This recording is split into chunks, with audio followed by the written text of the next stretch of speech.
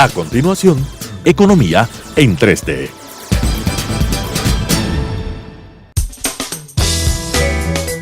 Clasificación A.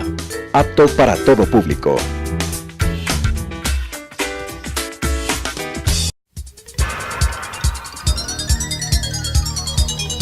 Las opiniones vertidas en este espacio por la producción y dirección del programa son de exclusiva responsabilidad de sus autores y de quienes intervienen en ellos.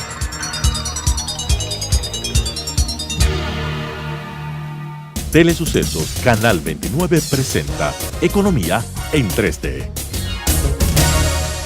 Estimados amigos, nuevamente con ustedes, Economía en 3D, con Daniela Oleas, con Rodrigo Espinosa, con Mauricio Pozo, quienes habla, para tratar temas de interés nacional. Creemos que un elemento que merece un análisis por parte nuestra es el envío ya aprobado por la Asamblea Nacional del proyecto de ley económico y que está en manos del Ejecutivo para su veto parcial, su veto total o la decisión que el gobierno adopte. Creo que es un tema que merece un análisis, merece algunas reflexiones y sobre este tema vamos el día de hoy a entregar a ustedes nuestras opiniones. Tal vez para darle un poquito de entrada al asunto, decirles que el país ha acumulado a lo largo de una década, yo diría algo más también, el primer año inclusive del actual gobierno, una serie de problemas, desequilibrios de distinta naturaleza, 4 o 5 años de déficit fiscales de aproximadamente el 7% del PIB, una situación del sector externo débil, sin reservas internacionales, un comercio exterior sustentado en restricciones, sin acuerdos de comercio, un banco central seriamente debilitado por el uso de las reservas para prestarle recursos al gobierno central, un entorno internacional también desfavorable en el sentido de que el Ecuador sigue registrando niveles de riesgo altos, una suerte de castigo cuando se busca financiamiento por los intereses que nos ha tocado pagar, y estos temas pues que se han traducido finalmente en una década donde el empleo no mejoró, donde la pobreza no pudo mantener el ritmo de decrecimiento de los años previos, donde lamentablemente tampoco el país tuvo un crecimiento que sea compatible con los de los años anteriores. Esto a veces creo que nos olvidamos, que el crecimiento promedio anual de la década fue menor en más de un punto de lo que tuvo el periodo 2000-2006, con bastante más recursos que los años anteriores.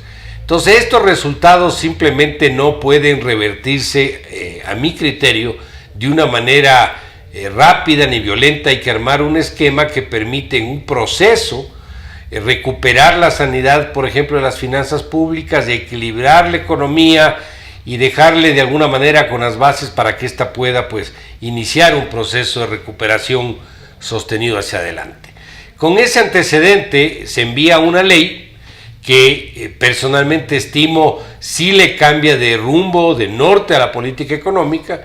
Al cabo de muchos años se vuelve a hablar sobre metas de equilibrio fiscal, en este caso primario. Creo yo personalmente que esto debería ampliarse y profundizarse a metas de reducción de gasto y a metas también de equilibrio fiscal global. Se habla de ahorros fiscales, tema que fue muy criticado por el gobierno anterior con los famosos fonditos y que se recupera de alguna manera un principio básico de manejo financiero presupuestario del Estado. Nuevamente se anticipa reducción de algunos impuestos. En el caso del ISD, en una primera etapa se habla de materias primas, bienes de capital, todo lo que tiene que ver con exportación, pero en una transitoria se habla de la potestad del presidente para eliminar de una manera más amplia conforme la situación del país lo permita. Es decir, sí se introducen, a mi manera de ver, cambios de dirección, cambios de norte. La ley es perfectible, no tengo la menor duda, está todavía con temas que no se abordan, también estoy seguro de eso. Creo que hay algunos que tienen que perfeccionarse. El tema de la sostenibilidad fiscal, por ejemplo, creo que hay que explicarle al país, y ahí el gobierno tiene una suerte de necesidad de por qué, por ejemplo, después de haber crecido la deuda como creció, y de haber superado el límite legal que existía del 40% o que existe, hay necesidad de seguirse endeudando. Y esto hay que explicarle al país, que no se entiende claramente, pero si uno le dice a los ciudadanos que ese precisamente tamaño excesivo del Estado acumuló atrasos y que para poder enderezar las cosas hay que pagarlo atrasado, puede entenderse por qué hay que seguirse endeudando por algún tiempo, pero dentro de un programa para que en un futuro se pueda dar un proceso de decrecimiento. Entonces estos son unos pocos comentarios que quería simplemente esbozar para ustedes, para que mis compañeros de panel pues me ayuden con sus opiniones, sus reflexiones sobre esta ley, esperando cuál será pues el resultado finalmente del gobierno en cuanto a su eventual aprobación total o en su eventual veto parcial. No creo que se vayan de ninguna manera por un veto total tampoco de la ley. Así que estos comentarios creo que pueden abrir un ambiente de comentarios de ustedes, de discusión, para ver qué podemos aportar para los televidentes y los radioescuchas que nos están escuchando en este momento. Rodrigo, ¿cuál es tu opinión? Mira, hay cosas importantes las que tú has señalado. Fundamentalmente yo veo un cambio conceptual de la política, en el sentido de que ahora la política es más cercana al mercado que antes. El país está consciente de que hay un problema fiscal y un desequilibrio fiscal muy grande. Yo creo que lo que hemos hablado de un déficit del 7, hasta del 8% del PIB, me da la impresión de que a lo mejor es mayor, porque no tenemos certeza de las estadísticas, porque mucho se ha hablado de que los ingresos están sobrevalorados y que los gastos están subvaluados. Por eso es que se llega a desequilibrios fiscales mayores. Y quizá la realidad muestre de que ese desequilibrio es aún mayor. Entonces, la presencia del Fondo Monetario, la invitación de que el Fondo Monetario venga acá y comience a analizar bajo el artículo 4 la situación económica del país, esto nos va a dar realmente una certeza de las cifras, porque el Fondo Monetario Internacional va a bucear sobre la política fiscal, las cifras, la parte monetaria, sobre la actividad económica, y él va a encontrar unas cifras como tercero más acordes con la realidad. Entonces ese paso es muy importante, realmente conocer cuál es la situación económica del país, cuál es el verdadero déficit fiscal, cuál es el desequilibrio que tenemos, cuál es el problema que tenemos, un serio problema. Mira, en el Instituto Ecuatoriano de Seguridad Social está muy débil la situación de esa institución. ¿Cuál es la situación del Banco Central del Ecuador? Ahí se tiene un poco de transparencia, hay la información de los balances, pero se conoce que se han hecho cosas que no son convenientes. Por ejemplo, el pago que se hizo al Banco Central con la famosa dación de pago, el que se haya tomado recursos que el Fondo Monetario le entregó al Banco Central, se tomaron y pasaron a ser parte de la tesorería del gobierno y que se usaron para gastos. La utilización que hicieron de los recursos del FLAR, la utilización que han hecho de los propios recursos que el Fondo Monetario les ha dado, y la utilización de las reservas entregadas a la banca pública, y que parte de esas entregas del Banco Central a la banca pública se triangularon en operaciones hacia el sector público, hacia financiamiento del tesoro, financiamiento del déficit. Entonces, esos desequilibrios grandes que hay frente a los problemas de devaluación monetaria que el país tiene, dificultan que podamos manejar de una manera, si no es de una forma eficiente, tratar de salir de estos problemas. También hay que tomar en cuenta un cambio importantísimo respecto a lo que el país pensaba, el gobierno pensaba respecto a los tratados comerciales.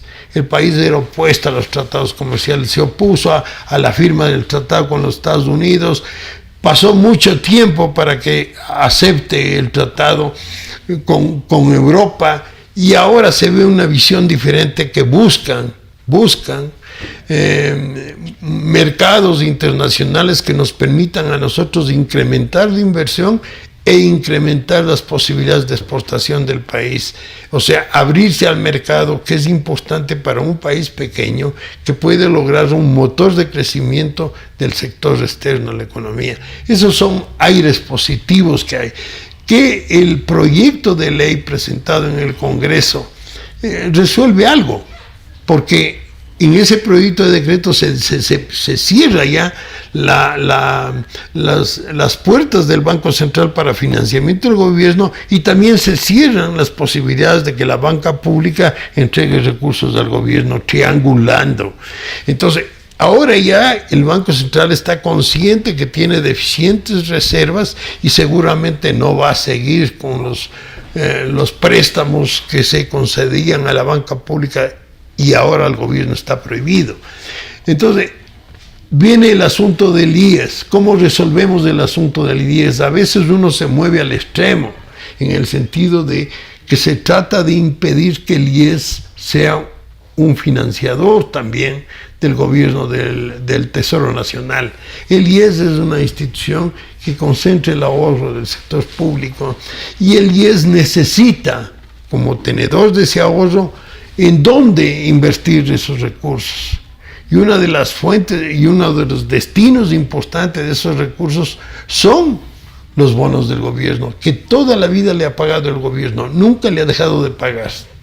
Entonces, esa inversión del IES es importante que se mantenga, porque el IES no tiene dónde invertir, porque sería muy peligroso dejarle al IES, que desconoce del riesgo de las diversas actividades económicas del país, que comienza a dar crédito al sector privado. Eso es bien difícil. Eso se necesita manejar con una política muy eficiente de riesgos, de control de riesgos. Entonces tiene que permanecer esta fuente de recursos para financiar al gobierno. Pero en definitiva, Mauricio, lo que se ve es un cambio conceptual muy importante en los asuntos de correcciones que se hizo sobre la situación de las sociedades anónimas, que se eliminó el problema de que los accionistas tenían que, con su patrimonio, enfrentar problemas de las empresas cuando éstas tienen realmente problemas que no obedecen al accionista, sino a la mala gerencia. Entonces, ese tipo de cosas son positivas. También el interés que hay por dar incentivos a la inversión extranjera. Se nota, se busca.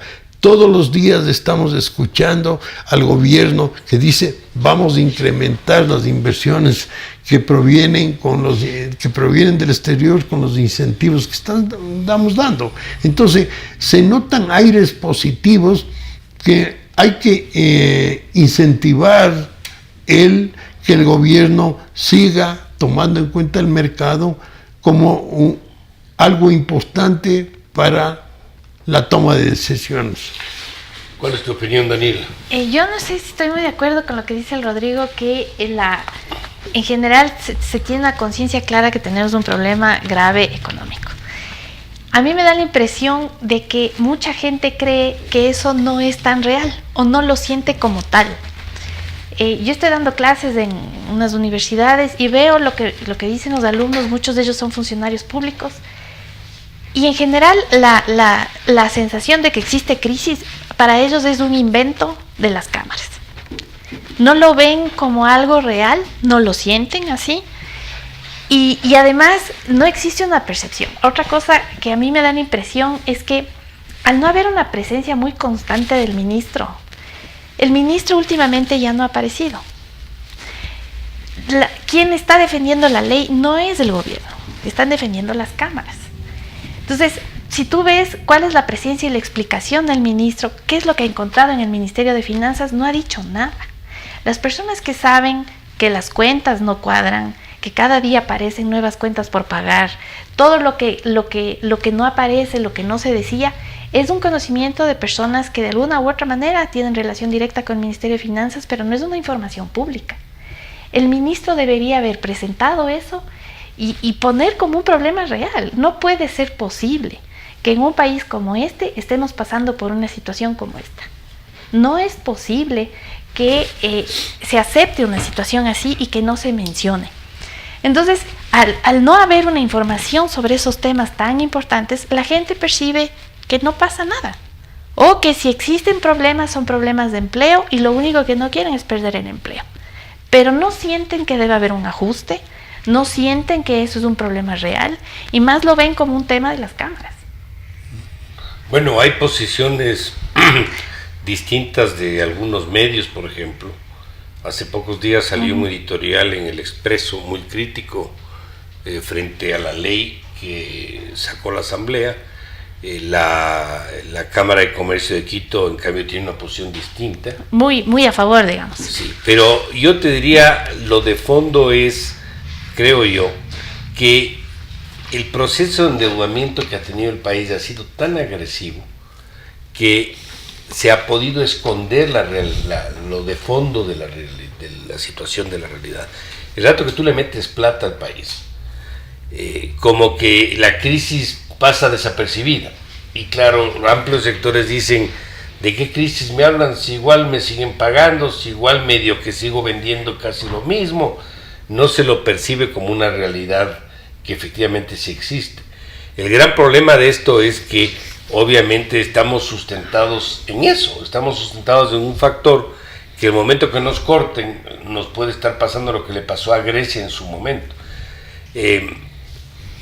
El rol del ministro, yo te diría, probablemente de que tenga que salir un poco más, puede ser correcto, pero así salga, y yo también le veo un poco solo.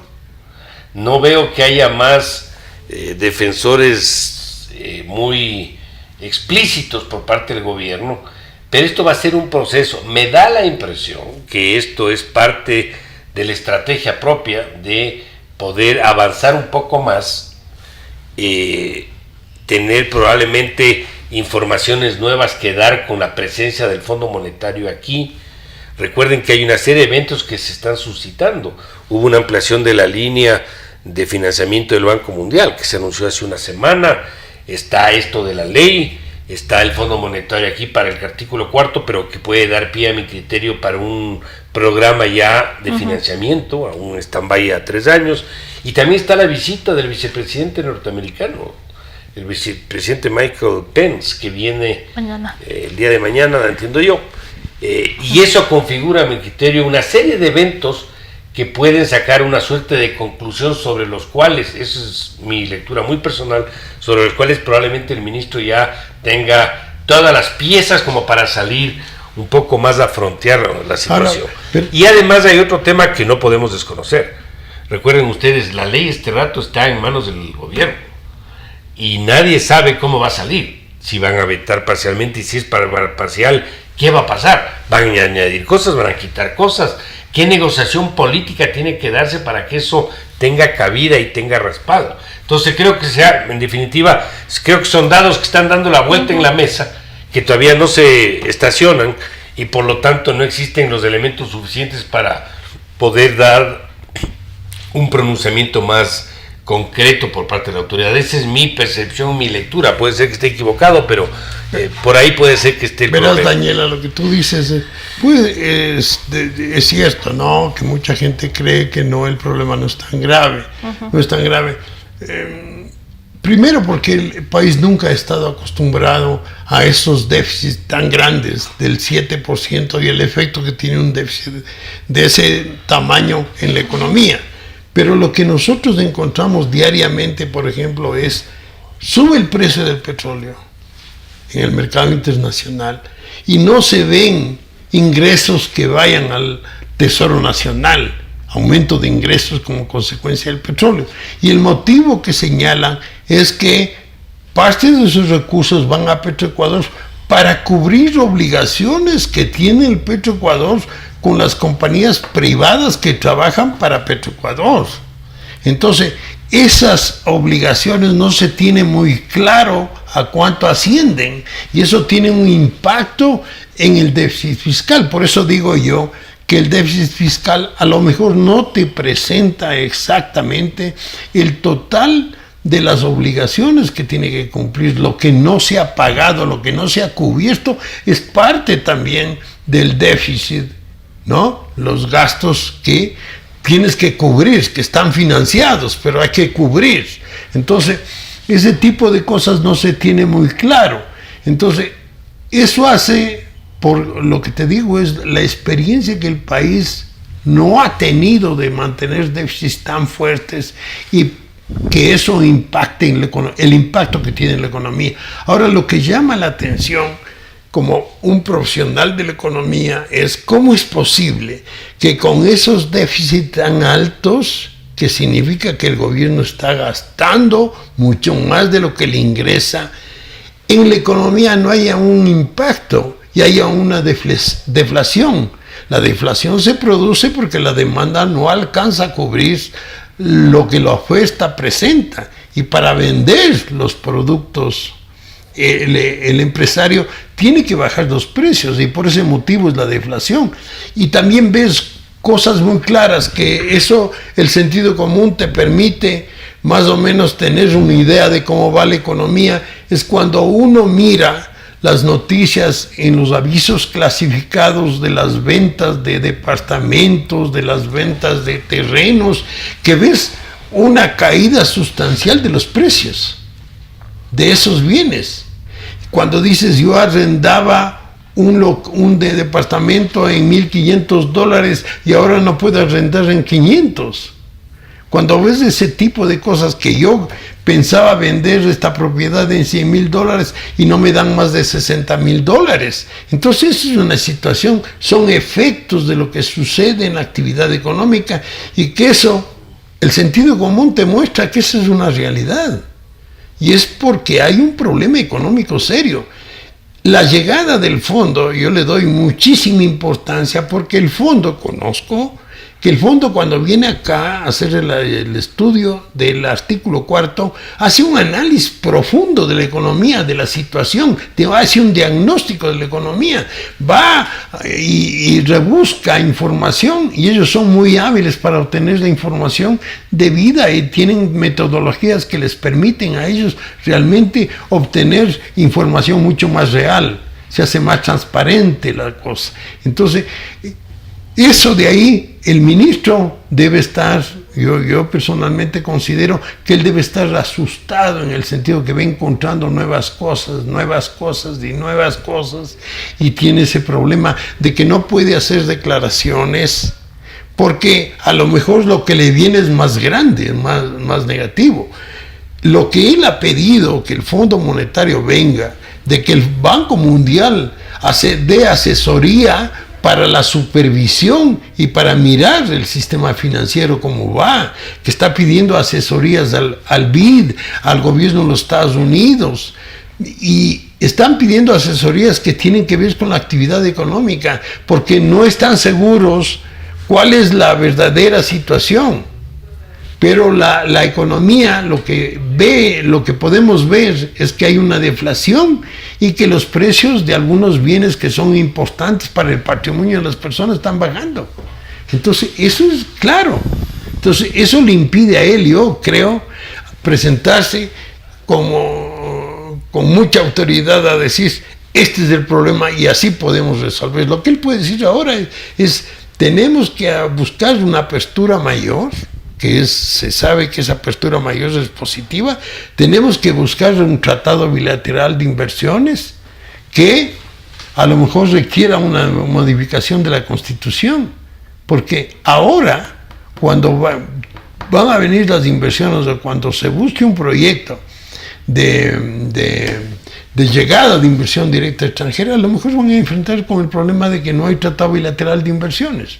Otro asunto es el problema de los subsidios. Ahora sí, los subsidios pesan durísimo, y se habla mucho de que el 30% de las importaciones, por ejemplo, de combustibles se ven contrabando. Eso es gravísimo.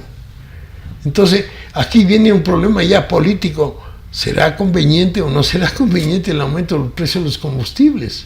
Se sabe el impacto que esto tiene, pero hay muchos sacrificios que el país tiene que hacer en el futuro para resolver los problemas. Entonces, eso hace que la gestión sea bien complicada. Sí, yo no discuto que sea complicado y todo. El tema es que creo que tiene que empezar a comunicar el ministro. Porque inclusive para que la gente lo apoye, si él no cuenta todos los problemas que está teniendo y que tiene en el Ministerio de Finanzas, el rato que tenga que asumir las medidas va a ser mucho más difícil. Entonces a mí me da la impresión en eso que el ministro tal vez sí debería empezar a explicar cómo ha encontrado la situación, porque me da, o sea, termina siendo una información solamente de gente entendida y no está, digamos, la mayoría de las personas no tienen esa conciencia. Verás, hay un tema que vale la pena comentarlo. El asunto de la deflación por una insuficiente demanda contrasta con los indicadores de consumo. Los indicadores de consumo, Rodrigo, parece que no han bajado. Siguen siendo similares a las de los años previos. Lo que sí ha bajado es la inversión, que es un componente de la demanda agregada. Tal vez por ahí uno podría entender por qué se producen esta suerte de caídas de precios, ¿no? Que es un tema que obviamente está sujeto a análisis todavía, pero de lo que se pudo revisar, yo al menos revisé, y los indicadores de consumo son los mismos, o sea, no ha habido caída de consumo. Digamos, mira, un hecho real es que la deflación es un dato, y es un dato que proviene, ¿de qué es?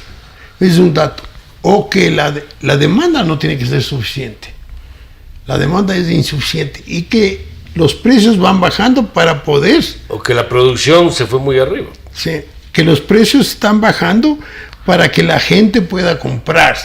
No importa que esa compra efectiva que se haga, a lo mejor incrementa el consumo, sí, puede incrementar el consumo, pero eso no obsta para que exista deflación. Porque la deflación se produce porque los precios bajan, ese es el motivo. Uh-huh. Los precios bajan, ¿por qué? Porque la oferta está poniendo precios más bajos. ¿Por qué la oferta pone precios más bajos? Porque la gente no está demandando. La gente no está demandando. Entonces, ese es un hecho real que conocemos. Entonces, decir, ¿cómo es posible que cuando un país tiene problemas deflacionarios, lo lógico es que hay una expansión económica que se corrija con una expansión de la demanda? Y no puedes hacer una expansión de la demanda cuando tienes un desequilibrio de balanza de pagos y un desequilibrio fiscal. Eso te impide, porque ambos, el desequilibrio fiscal y el desequilibrio de balanza de pagos, tiene que corregirse con un incremento del ahorro. Entonces, eso va contrario a la deflación. Esas son las medidas que se tiene que adoptar este gobierno. Tiene que manejarse muy eficientemente para que las medidas que adopte realmente tengan peso, que empujen la demanda y que alivien los problemas de los desequilibrios fiscales. Y eso es traer plata de afuera en forma de inversiones. Incentivar para que el ecuatoriano que invierta traiga sus recursos de afuera para invertir. Ahora, verás, hay un tema que también creo que vale la pena comentarlo, y es que hasta mayo, me refiero a enero-mayo de este año, frente al mismo periodo del año anterior, el gasto de capital del presupuesto, el gasto de inversión que se llama, sí, eliminando el asunto de la entrega a las GATS, a los gobiernos autónomos descentralizados, ha caído 52%. Si eso tú le proyectas para el año y le dejas que el resto va a ser más o menos en la misma proporción, estamos hablando de una caída de 3 puntos del PIB. O sea, 3 puntos del PIB en el desequilibrio en un año no es una decisión. Mauricio, quiere decir que bajas el déficit de 7 a 4. Exactamente, Rodrigo, exactamente. Entonces, eso obviamente es bueno, lo cual a mí me llevaría, por ejemplo, a que el gobierno sí podría apostarle a que el próximo año tenga equilibrio primario, pero no el 2021. Porque fíjate algo, hay mucha crítica de que el programa es blando. de varios sectores, de que no va a alcanzar los objetivos, no sé qué. El que tú le pongas este momento una meta de equilibrio fiscal primario del 2019, por lo que estoy citando, que son cifras del mismo ministerio. A mayo tienes vos un equilibrio primario. Tienes superávit, Rodrigo, de 500 millones. Eso estás y el año pasado tuviste déficit de 1.600. Es decir, mira, tienes de punta a punta, tienes 2.100 millones. Pero los datos que das tú de mayo es por la contracción de la inversión. Sí. Que eso es negativo. Es negativo, claro. Pero porque lo bueno sería que venga de gastos corrientes. Claro. Entonces, ese es el problema, porque es más fácil reducir la inversión. Es más difícil políticamente reducir el gasto corriente. Y entonces, eso es lo que tiene que hacer el gobierno, reducir gasto corriente. Pero si vos vas a lograr un equilibrio fiscal reduciendo la inversión, estás afectando tremendamente la economía. Yo creo la reducción del déficit fiscal tiene que ser impactando sobre los gastos. ¿Y tú sabes por qué no han podido gastar? Porque no han tenido la plata. Esa es la dolarización. O sea, tienes plata, puedes gastar. Si no tienes la plata, no puedes gastar. Claro. Y eso es porque no han podido levantar todos los recursos que debían levantar para poder cubrir el escenario de gasto que tenían para o sea, apenas tengan plata, van a incrementar, claro, y van a reducir. Pero si cierras partidas, se te queda el gasto ahí. O sea, si anulas los gastos, porque no te sirve de nada no gastar y tener acumulado atrasos después. Tienes que tomar una medida legal que te permita formalizar la caída de los gastos. Exactamente. Bueno, estamos entrando en un tema arduo y complicado. Vamos a entrar en una primera pausa y continuamos en un momento más. Enseguida volvemos. Economía en 3D.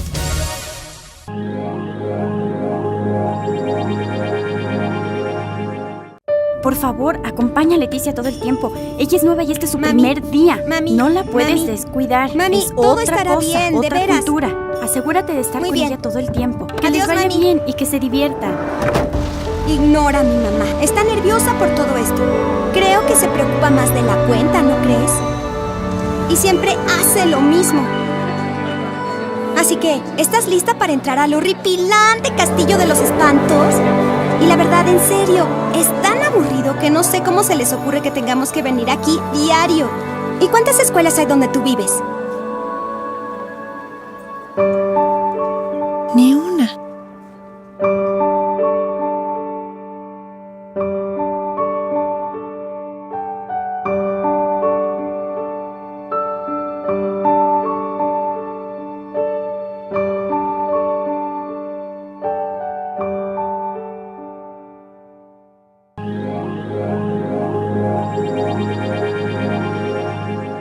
Continuamos. Economía en 3D. Estimados amigos de Economía en 3D, entrando a esta segunda parte del programa, tratando sobre el asunto de la ley que aprobó la Asamblea Nacional y que está en manos del Ejecutivo. Y estábamos entrando en un tema que es, creo yo, gravitante, que es la forma o los mecanismos a través de los cuales se puede producir una reducción de gasto. Un poco recopilando lo que estábamos conversando, efectivamente el gasto de inversión o de gasto de capital es más, comillas, fácil de reducir. No existen tantas restricciones como sí hay en el gasto corriente.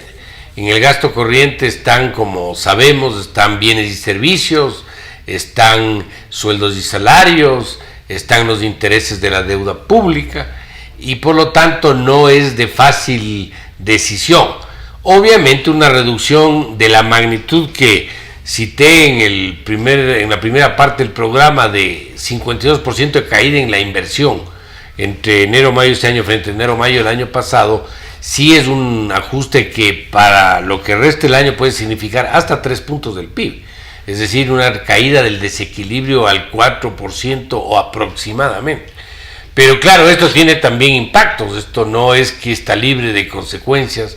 Esto obviamente va a generar un efecto desfavorable en la actividad económica que de por sí ya tiene un crecimiento muy pequeño y esto obviamente va también eventualmente a profundizar más el problema deflacionario que se tiene también. Pero de todas maneras, si hay algo que queda claro, es que es imposible tener un gasto que representa el 38% del PIB. O sea, eso tiene que corregirse algún momento de una u otra forma. ¿Hay grasa por cortar en otros ámbitos? Sin duda alguna. Ha habido en estos días, por ejemplo, una protesta por parte de la Superintendencia de Ordenamiento Territorial, creo que se llama, porque les han quitado más del 40% del presupuesto para este año. Yo más bien me preguntaría si debería existir la Superintendencia de Ordenamiento Territorial.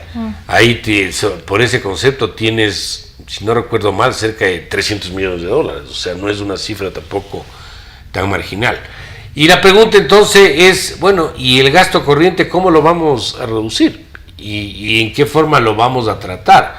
Una es en el tema de los intereses de la deuda, que no es una cifra pequeña. Estamos hablando de más o menos 3 puntos del PIB que se paga solo en intereses, con una renegociación, un replanteamiento de la deuda que a mi criterio no viene sino a través de un acuerdo internacional de los multilaterales. Yo creería que sí se puede ahorrar cerca de 1 punto del PIB en intereses, pero para eso necesitas de acuerdo, si no eso no se va a lograr. 1, 2, bienes y servicios. Y ese no tiene ningún efecto negativo, solo positivo. Ahí hay solo a favor, digamos. Sí. El otro es bienes y servicios, y ahí tienes toda la infraestructura excesiva del Estado, todo lo que tiene que ver con activos improductivos, como son, por ejemplo, vehículos estatales, todo lo que tiene que ver con gastos en viáticos, los gastos, porque parece ser, y hago un paréntesis, no sé si ustedes recuerdan, hace no muchos meses el presidente Moreno firmó un decreto de austeridad, no sé si recuerdan. Sí. Parecería que el decreto quedó en eso, en decreto, pero que en la práctica no se dieron los recortes que se debieron presentar. Entonces, de lo que conozco, ya se está haciendo un seguimiento. Y ese ha sido el trabajo que le ha tocado cumplir a la nueva administración de finanzas, que no le van a querer mucho, pero le va a tocar cumplir ese rol. Entonces ahí yo creo que también puedes ahorrarte, yo te diría, cerca de 1 punto del PIB también. Ahí tienes 2 puntos del PIB. Y el tema que es la papa caliente de sueldos y salarios. Ahora, mira, ¿qué va a pasar con horas extras? ¿Qué va a pasar con llenar vacantes? ¿Qué va a pasar con contratos ocasionales? Son temas que también tendrán que tomar su decisión. Y hay un asunto que ahí es analizando los efectos. Hay una realidad que los sueldos en el sector público son muy superiores a los del sector privado. Entonces, un traslado de empleo del sector público al sector privado no es muy fácil, porque si un empleado público tiene un salario de $1,200, ¿cómo puede ganar 500 o 600 dólares? ¿Qué es lo que gana la competencia de él en el sector privado?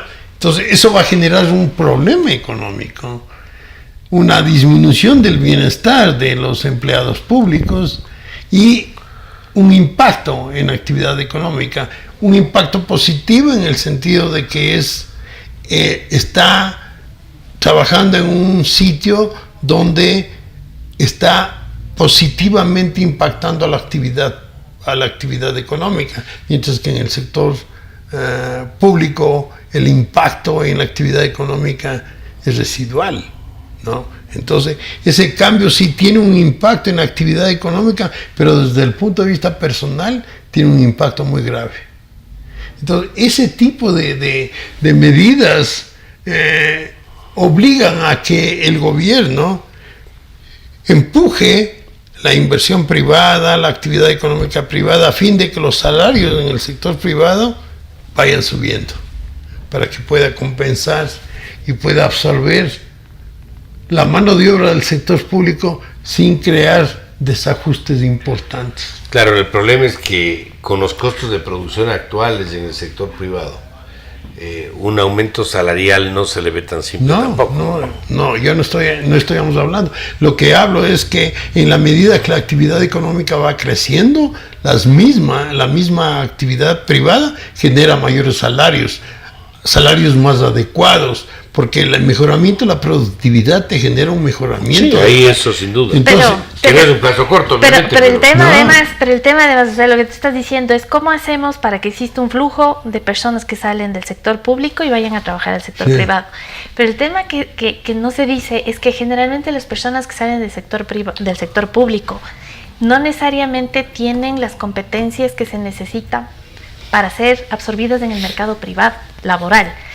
Porque además, generalmente las personas que salen del sector público no necesariamente son los mejores trabajadores o los que tienen mayor productividad, porque con los mejores te quedas. Entonces, esas personas que uno necesita ese tránsito que vaya al sector privado, ¿cómo logras, digamos, que sean absorbidos en el mercado? No es un tema fácil, no es un tema complicado, pero fíjate, los sectores sociales, me refiero a salud, educación, seguridad, justicia. Los empleados administrativos de esos sectores, de acuerdo a la metodología, a la norma o a la filosofía, o como se llame, están considerados como gasto social. No estoy hablando de los maestros, no estoy hablando de las enfermeras o de los médicos, estoy hablando del personal administrativo. El gasto corriente de esas actividades. De los choferes, de todos ellos, donde eventualmente sí puedes tener tú un espacio para poder moverte. Pero de cualquier manera, identificado dónde es el espacio de recorte, tampoco lo puedes hacer de golpe. Tienes que entrar en un proceso. No creo, porque tú tienes que dar de alguna manera alguna suerte de mejor actividad económica privada en general para que algo de eso pueda ser captado. Porque caso contrario no vas a lograr nada, o sea, vas a generar un problema ahí. De todas maneras, yo he dicho muchas veces que nosotros estamos preocupados por mucha gente, o poca o mucha, que puede eventualmente quedarse sin trabajo. Pero no estamos preocupados de los casi 5 millones de desempleados que tiene el Ecuador. Entre desempleo y subempleo tienes casi 5 millones de personas. De esos no estamos preocupados, pero sí de los 20,000 o 30,000 que eventualmente podrán salir del sector público. Entonces yo creo que ahí las prioridades no están en el lado correcto, pero sin duda alguna yo creo que el proceso de reducción del gasto público tiene que ir, uno, por el gasto corriente, y en el gasto de inversión, previa definición del rol del Estado. Hasta dónde tiene que ir y qué es lo que le corresponde y qué no le corresponde. Mauricio, por ejemplo, en inversión pública también hay que poner bien las prioridades. Se está hablando, yo no entiendo, yo no soy experto en eso, pero se está hablando de la necesidad de que venga inversión para la nueva refinería. Pero he escuchado yo a expertos en petróleo que señalan y dicen con conocimiento que la repotenciación de la refinería de Esmeraldas fue cero. Eso fue corrupción y fue cero. O sea, 2.500 millones y que el país requiere mucho más que trabajar en la nueva refinería, repotenciar la refinería de Esmeraldas. Desde el punto de vista económico es importantísimo que eso suceda, y hacia allá deben ir los recursos de Petroecuador y buscar financiamiento externo para que se produzca la real repotenciación, que esa repotenciación va a ser desde el punto de vista económico muy positiva para el país, ¿no? Bajo todo sentido, ecológico y de flujos económicos. Lo único claro, creo, en todo esto es que ese proceso de reducción de gasto tiene que darse, si no, esto no va a tener salida. Y tampoco puede esperar mucho. No puede esperar. Y eso va a tener impactos políticos, no tengo la menor duda, pero si no lo haces va a ser peor. Así es. Pero ya has visto las cifras que señaló Mauricio de enero-mayo de este año frente a enero-mayo del año pasado. Hay un ajuste muy importante. Claro que... En inversión, pero... En inversión, eso es lo malo. Eso es lo malo, pues. Bueno, pero hay un ajuste. En inversión es lo malo. Debería ser en gasto corriente, porque entiendo que en enero-mayo los gastos corrientes aumentaron. Y solamente ahora fíjate la reducción es ahora fíjate que hay realidades que estaba un poquito conversando y me comentaban de que tú, por ejemplo, inauguras un hospital en el sur de Quito, pero el hospital por sí solo no funciona, pues necesitas gente. Así es. Entonces no es que hay un traslado de gente al hospital, sino que tú contratas 3,000 personas para que trabajen en el hospital. Y las 3,000 personas no crean que es solamente médicos y enfermeras, pero hay de todo. Pero eso ahí es donde pueden mover los accesos de un lado hacia ese tipo de actividades. Yo recuerdo con preocupación, hasta yo diría con ansiedad tal vez, que cuando llegaban los presupuestos de las entidades públicas al Ministerio de Finanzas, pedían cualquier cosa. O sea, es una especie de barril sin fondo. Pedían cosas inauditas de gasto. Y ahí si no tienes un subsecretario y un ministro que sepa de alguna manera darse cuenta y das prioridad de los excesos, esto no tiene fin. Además que hay una noción de que el Estado tiene plata siempre. Entonces, para las instancias que no son del Estado no quiebra. Y el Ministerio de Finanzas, los que están fuera del Ministerio de Finanzas, siempre piensan es que estos del Ministerio de Finanzas son malos. Pero piden todo. Yo hasta ahora no entiendo, por ejemplo, ¿por qué todo aquí es gratis? O sea, yo no entiendo por qué. Tú tienes un Ministerio de Cultura que administra los museos nacionales. ¿Por qué los museos son gratis? ¿Por qué? O sea, ¿cómo se automantienen, digamos? O sea, ya no hay plata para tanto. O sea, ¿por qué tenemos que seguir pensando igual? Sí, hay muchas cosas que tienen que cambiar. Fíjate, hay un tema que es una papa caliente y nadie quiere hablar. Son los subsidios. Los subsidios. A ver, ¿qué va a pasar con los subsidios? Y no hablemos del bono de desarrollo humano, no. Hablemos de las gasolinas. Sí. Hablemos de las gasolinas. Hay estudios hasta la Sociedad del Banco Mundial. ¿A quiénes les beneficia la gasolina barata en el Ecuador? ¿A los pobres o a los ricos? A los ricos. A los ricos, pero los ricos. Clase media para arriba. El pobre primero no tiene carro. Sí. Ya. Si tú quieres, dices, no, pero que si sube le va a afectar porque el transporte también va a subir, pero tenemos un subsidio directo al transporte. Claro, directo. Pero no le sigas subsidiando ni a los extranjeros, ni a los vecinos, ni a los ricos. Así es. Tienes $2.20, creo que vale la gasolina super en el Ecuador. Esa gasolina afuera está más o menos $1 más. Y la extra, yo te diría, más o menos igual. Y se subió la super, y no generó ningún problema. Además la super es del 10% de consumo, entonces ahí el impacto es menor. Pero a lo que voy lo que pasa es que es medio mala palabra este tema, pero la gasolina es un precio que tiene que despolitizarse. Tal vez sí recordarán que alguna vez hablamos de eso en este programa. Establecer una fórmula de vinculación de los precios de los derivados en el Ecuador con el precio, por ejemplo, del petróleo en el mercado internacional. Pero hablando de la repotenciación de Esmeraldas, por ejemplo, pueden sacar productos como gasolinas de octanajes diferentes y que puede eso generar una modificación del precio, ¿no? Gasolina menos contaminante y todo ese tipo de cosas que puede generar variaciones en los precios y que puede ayudar a que el subsidio sea menor. Hay que tomar en cuenta que tanto en Colombia como en Perú los precios de los combustibles son extremadamente altos, no solamente superan al precio internacional, sino que el gobierno obtiene recursos del precio en que vende esos productos. Parte queda para cubrir los costos y una parte para financiar el presupuesto. Aquí estamos destinando recursos presupuestarios para incrementar el déficit. Nosotros, alguna vez cuando yo trabajaba en un organismo internacional, vinieron los alemanes para explicar cuál es el proceso para, digamos, hacer que la gente empiece a aceptar una eliminación de subsidios, porque el subsidio no es solamente afecta el tema fiscal, sino que tiene consecuencias medioambientales. O sea, es cómo cambias un poco la mentalidad y cambias también apoyando el tema ambiental, la sostenibilidad en varios aspectos. Y claro, es un proceso, era más o menos 1 año y medio para lograr cambiar un poco la forma de pensar de las personas. Cuando nosotros presentamos esto tanto al Ministerio de Finanzas como al Servicio de Rentas Internas, la respuesta fue, ¿para qué? O sea, es esa falta, digamos, de ver la proyección o cómo nos proyectamos.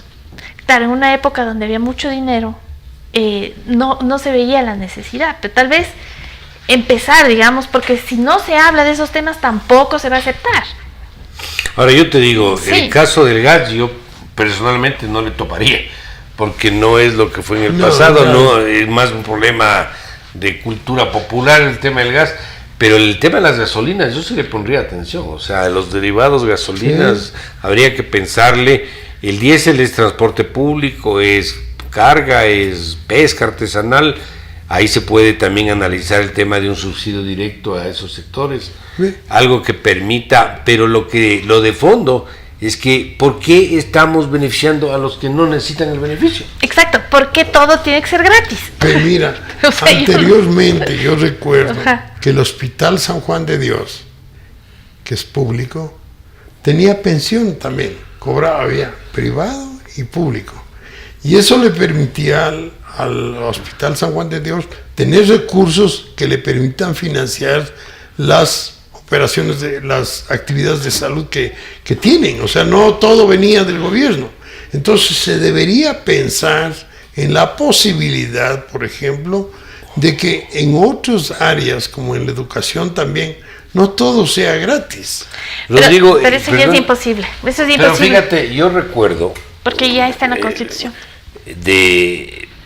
de lo que alguna vez me comentó mi mamá, de que en paz descanse, que cuando yo nací en la maternidad de Isidro Ayora, en la ciudad de Quito, y ella me contaba de que había una sección privada Claro. y una sección pública. Así es, ¿Para qué? Para que lo que pagaban los privados ayudaba a mantener la parte pública. así es. Esos principios también fueron eliminados. Todo eso es eliminado. Y Tú vos no fuiste a puedes. la parte privada. Eso no sé porque era un bebé.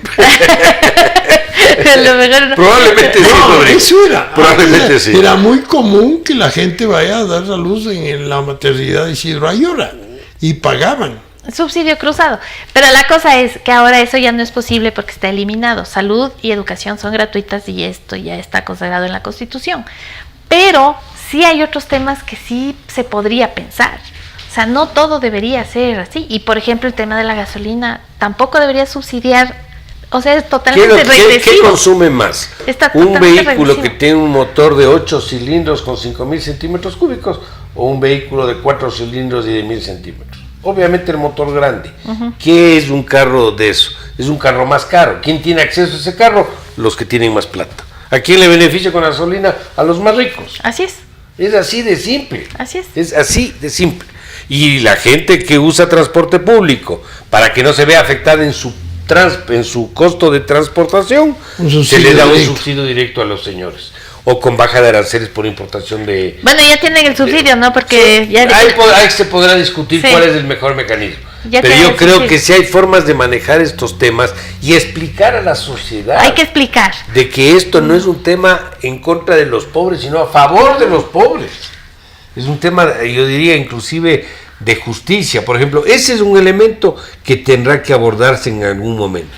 Que esto puede tener un impacto político, no tengo la menor duda que tiene un impacto político, pero bueno, las autoridades están precisamente para ese tema, tienen que absorber el costo político de sus propias decisiones, porque las finanzas públicas es una suerte de cómo manejas tu casa. O sea, si no manejas bien las finanzas familiares, algún rato esa familia va a tener problemas. Y la idea es que esto sea perdurable y que se pueda mantener en el tiempo. Fíjate, yo hace poco teníamos nosotros... No, minutos. Tenía una conversación con unos amigos colombianos a raíz que les pregunté qué opinan de la elección del presidente Duque, un poco, y me decían que probablemente esté sonando un ministro que estuvo cuando yo estuve en funciones en Ecuador y que estuvo en Colombia. Él se llama Alberto Carrasquilla, que es un muy buen economista. Pero a lo que voy con esto es que ese ministro, o cualquier otro en Colombia, con este gobierno o con el anterior o con el siguiente va a seguir el lineamiento de un manejo fiscal ordenado, que es lo que han hecho los peruanos, que es lo que han hecho los chilenos, que han hecho los colombianos y que no hemos hecho los ecuatorianos. Y que tienen instituciones fuertes. Y sobre esa base hay que buscar caminar, porque caso contrario esto no va a funcionar. Bueno, estimados amigos, creo que hemos conversado más o menos en extenso sobre el tema de la ley, algunos aspectos relativos a los conceptos que están por detrás de lo que se mencionó en la ley y lo que está en discusión para el veto o no por parte del gobierno.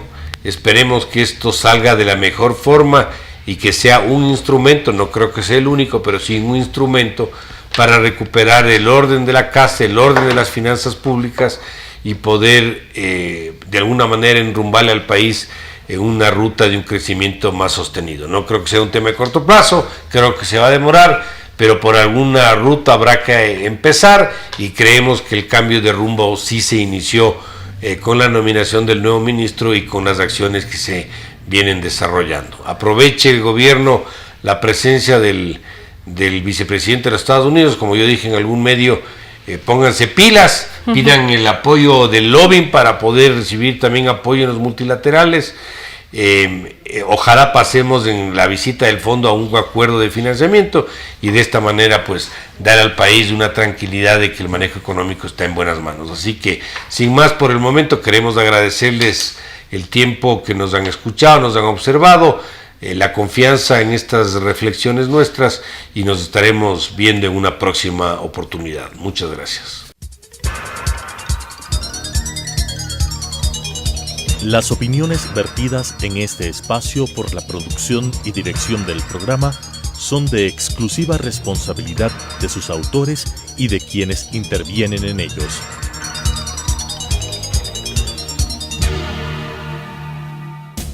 Telesucesos Canal 29 presentó Economía en 3D.